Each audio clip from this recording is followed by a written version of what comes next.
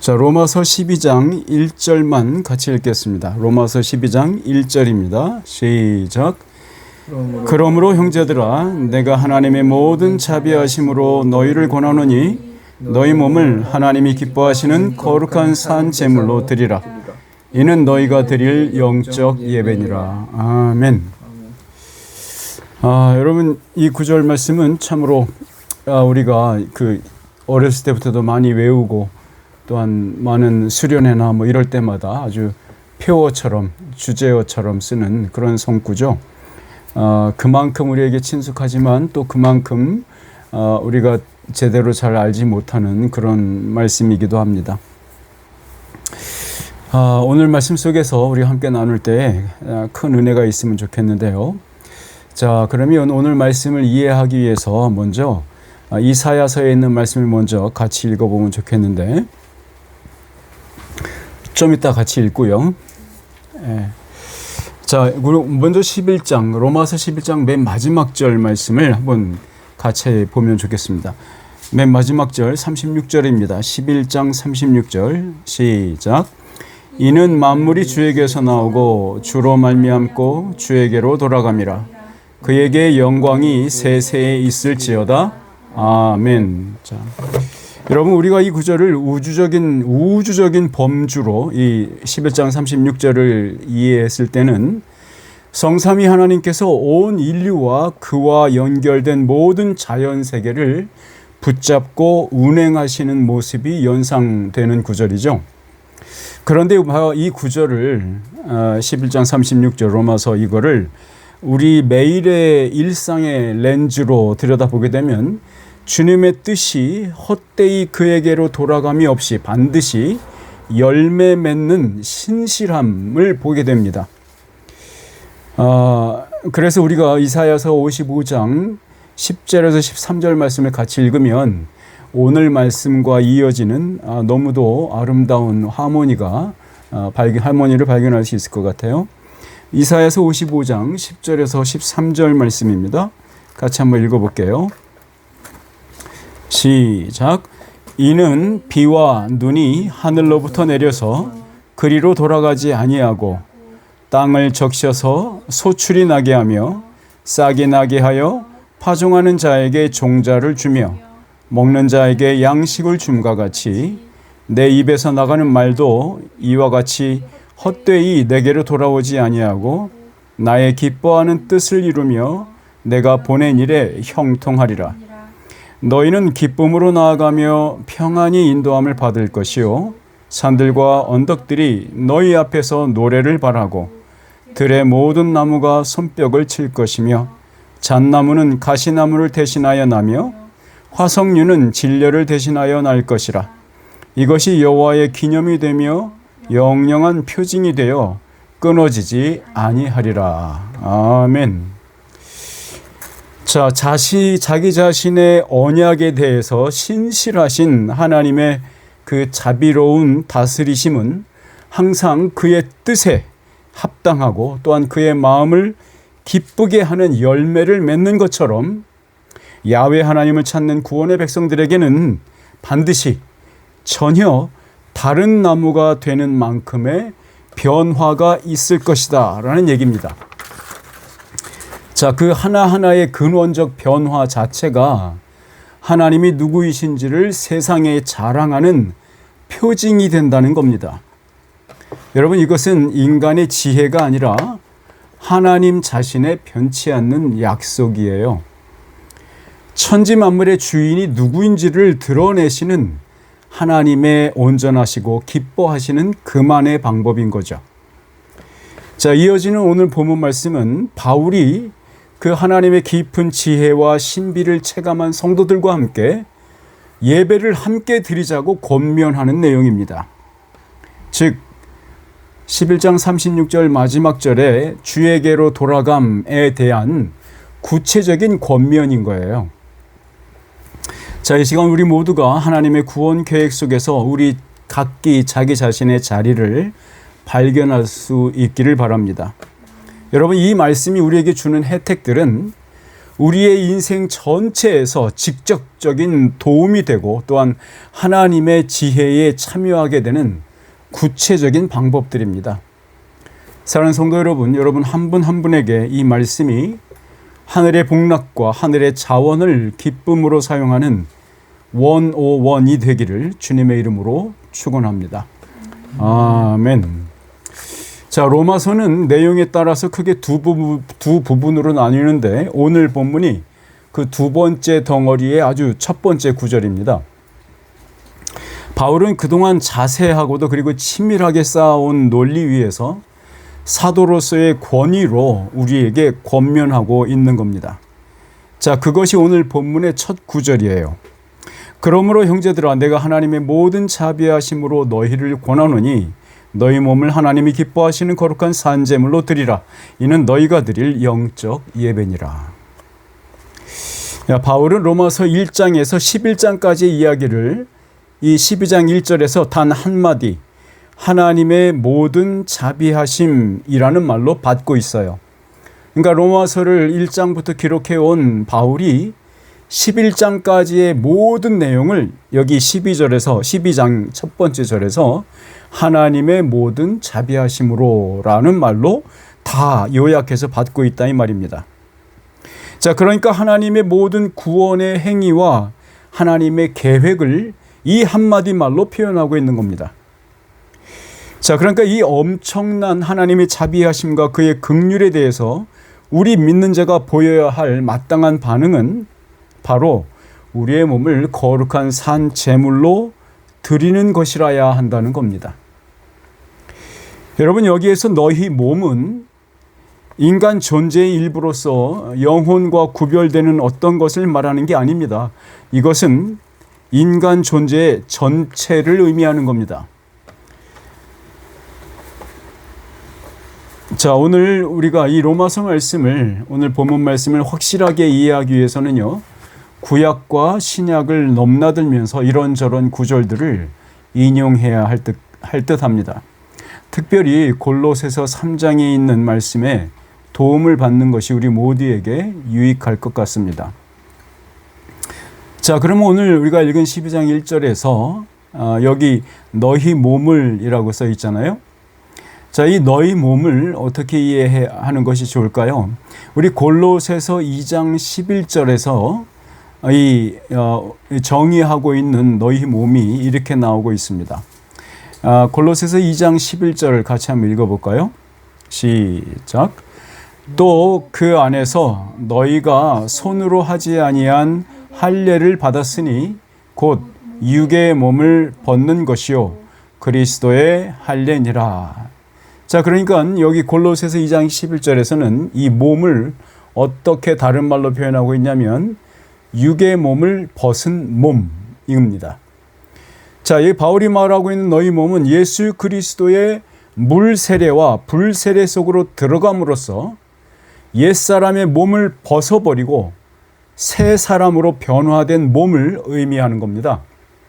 그래서 이 몸은 타락한 인간의 본성을 죽이는 그 십자가의 세례, 즉 불과 심판의 세례를 통해서 허물과 죄로 죽어서 하나님께 대하여 반응할 수 없었고 또한 그의 영광에 대한 감각이 작동되지 않았던 그 옛사람이 철저하고도 완전하게 죽은 것을 확인한 바로 그 사람, 바로 그 몸을 가리키고 있는 겁니다. 자, 그러므로 이 구절에서 12장 1절 구절에서 이 몸이라는 말이 의미하는 것은요, 그리스도와 연합함으로써 새로운 인격체가 된 사람, 그 전체를 의미하는 겁니다. 자, 바울은 이렇게 신령한 몸을 가진 우리들에게 하나님이 기뻐하시는 거룩한 산 제물이 되라고 권면하고 있습니다. 여러분, 이 글을 읽고 있는 우리들의 마음속에 이 구약의 제사 행위가 연상되는 것은 매우 자연스러운 일이죠. 여러분, 바울은 구약과 신약 사이에서 끊어지지 않고 연속되고 있는 용어를 가지고 오고 있는 겁니다. 그러니까 이 12장 1절 한절에서 바울이 사용하고 있는 제물 그리고 예배 같은 그런 의미를 갖고 있는 거죠. 예배라고 번역된 이 헬라어는요, 70인역에서 제사장으로서 성소에서 담당하는 그 제사장으로서의 직무, 기능들, 행위들을 묘사할 때 사용된 단어가 바로 이 예배라는 단어, 헬라어에 쓰였던 단어입니다. 자, 그러므로 여기 바울이 주님의 제자들에게 사도적 권위를 가지고 가르치고자 했던 것은 구약의 제사를 폐기하는 것이 아니라 예수 그리스도의 제사 안에서 성취하는, 그 목적을 성취하는 예배자가 되라고 우리에게 촉구하고 있는 거예요. 자, 그러니까 이 거룩한 산 제물이라는 말과 영적 예배는 의미적으로 동일한 겁니다. 재밌게도 이 두 가지 표현, 거룩한 산 제물과 영적 예배, 이 두 가지 표현을 하나로 묶는 말이 뭐냐면 하나님이 기뻐하시는 이라는 말이에요. 자, 그러니까 이렇게 읽으면 이해에 도움이 될 것 같아요. 하나님이 기뻐하시는 거룩한 산 제물, 그리고 하나님이 기뻐하시는 영적 예배라고 말이죠. 자, 여기서 우리는 거룩한 산 제물과 영적 예배에 대하여 파헤치기 전에 먼저 하나님이 기뻐하신다는 것이 무슨 말인지 생각해 봐야 할 것 같습니다. 자, 구약에서 온전하게 드려진 제물을 만족하게 여기시어서 흠양하시는 하나님의 모습은 그가 기뻐하셨다는 증거 구절이 될 수 있겠죠? 우리 레위기, 구약성경 레위기 1장에 있는 말씀을 펴보시면 좋겠습니다. 레위기 1장 3절에서 9절 말씀입니다.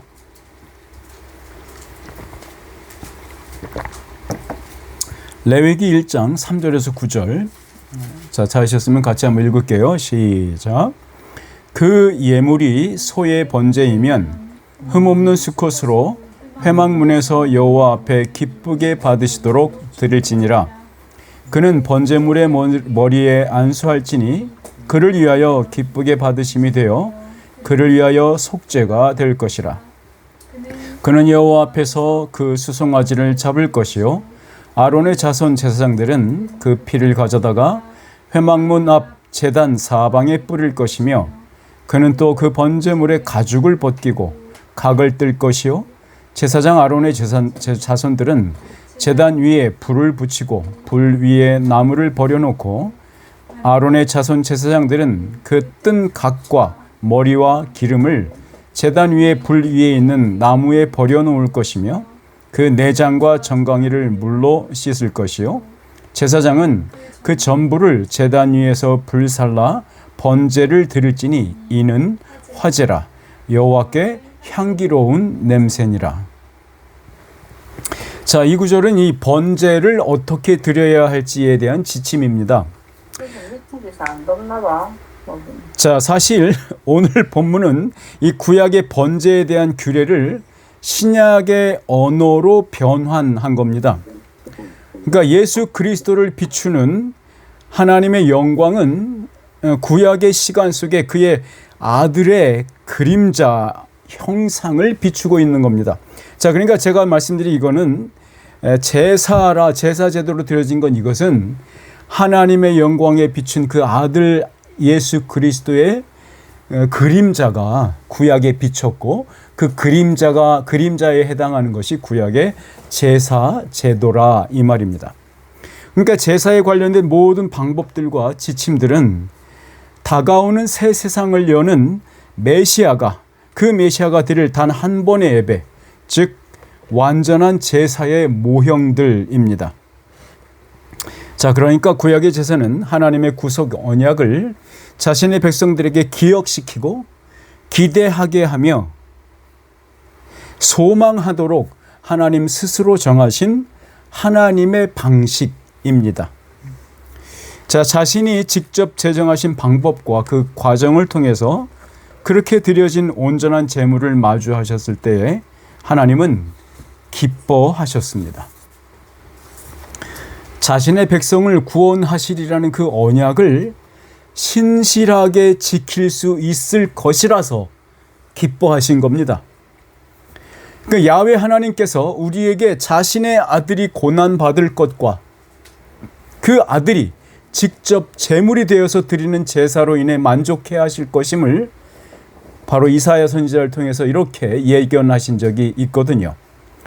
우리 아까 읽었던 이사야서 53장 10절에서 11절 말씀 한번 같이 다시 볼까요? 이사야서 53장 10절에서 11절입니다. 아까 읽지는 않았군요.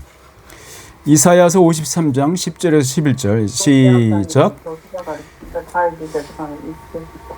자, 여호와께서 시작. 여호와께서 그에게 상함을 받게 하시기를 원하사 질고를 당하게 하셨은즉 그의 영혼을 속건 제물로 드리게 이르면 그가 씨를 보게 되며 그의 날은 길 것이요 또 그의 손으로 여호와께서 기뻐하시는 뜻을 성취하리로다. 그가 자기 영혼의 수고한 것을 보고 만족하게 여길 것이라. 나의 의로운 종이 자기 지식으로 많은 사람을 의롭게 하며 또 그들의 죄악을 친히 담당하리로다. 아멘. 여러분, 여기 자신의 아들이 스스로 제물이 되는 일은 하나님 아버지로 하여금 세상 앞에 자신의 약속에 스스로 신실하신 분이라는 것을 누구도 의심할 수 없도록 드러내는 그 결과를 만들기 때문에 하나님은 그것으로 기뻐하신다는 겁니다. 자, 여러분, 우리가 매일의 삶 속에서 하나님이 기뻐하는 예배자가 되는 것과 하나님 아버지께 의미 있는 제물이 된다는 것은 반드시 예수 그리스도의 제물 되심과 연합되어 있어야 한다는 겁니다. 그래야만 하나님을 기쁘시게 할 수 있다, 이 말입니다. 자, 그러니까 이 연관성이야말로 우리의 몸이 산 제물로 드려진다는 것과 영적 예배를 드린다는 그 일에 성패를 가르는 열쇠와도 같은 겁니다. 자, 예수님께서 세례를 받으신 후에 하늘의 아버지께서 그 아들을 향해 이렇게 말씀하신 적이 있습니다. 마태복음 4장 17절에 이렇게 기록되어 있죠. 하늘로부터 소리가 있어 말씀하시되 이는 내 사랑하는 아들이요 내 기뻐하는 자라 하시니라. 여러분, 하나님 아버지는 그 아들 예수를 세상 만방 앞에 자신의 마음을 만족시키고 있는, 자신의 마음을 기쁘게 하는 아들이라고 소개하고 있어요. 그 말은 바로 이 아들만이 죄와 사망의 세상을, 그 죄와 사망의 세상을 향한 하나님 자신의 불같은 진노를 누그러뜨릴 수 있는 그 온전한 제사를 드릴 수 있는 자라고 말하고 있는 겁니다. 그러니까 그 아들만이 세상의 소망이라고 말하고 또한 소개하고 있는 겁니다. 그러니까 하나님께서 예수를 통해서 완전하고 온전한 구원의 근거를 만드셨기에 이제 우리가 하나님의 아들들이 되는 모습, 그 모습을 하나님이 기뻐하신다는 겁니다. 자, 그러니까 그의 독종자인 예수 안에 내포된 또 다른 인간들을 자신의 아들들로, 즉 양자로 입양하기를 기뻐하신다는 겁니다. 이것이 하나님께서 기뻐하시는 뜻이에요. 우리 에베소서 1장에 있는 말씀을 한번 같이 읽어볼까요? 에베소서 1장 5절에서 6절 말씀입니다. 자, 에베소서 1장 5절에서 6절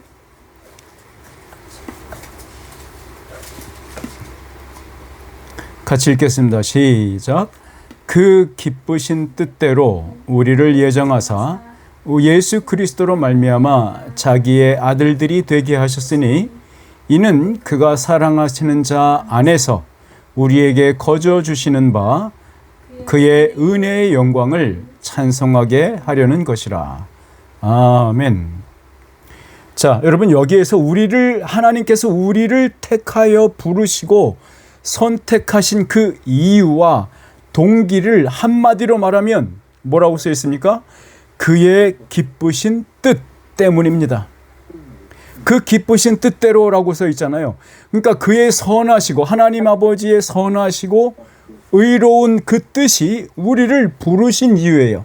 우리를 선택하신 이유예요.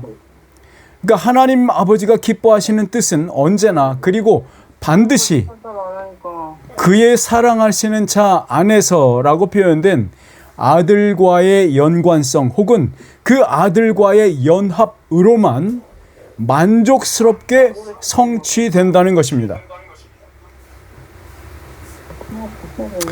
자, 그러니까 우리 스스로 하나님의 기쁘신 뜻에 따라 선택받았다는 것을 우리가 어떻게 알 수 있죠?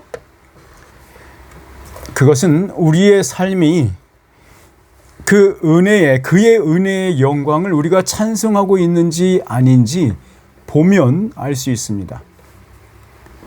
그러니까 하나님을 경배하며 그에게만 영광을 돌리는 존재가 된다는 그 사실을 우리가 확인해 보면 됩니다. 우리의 삶이 하나님만을 경외하며 하나님께만 영광을 돌리고 있는지, 그에게 은혜의 찬송을 돌리고 있는지 말이죠. 자, 그러면 이제 우리가 본문에서 다뤄야 할 내용은, 그러면 어떻게 우리가 거룩한 산 제물로서 영적인 예배를 드릴 것인가입니다.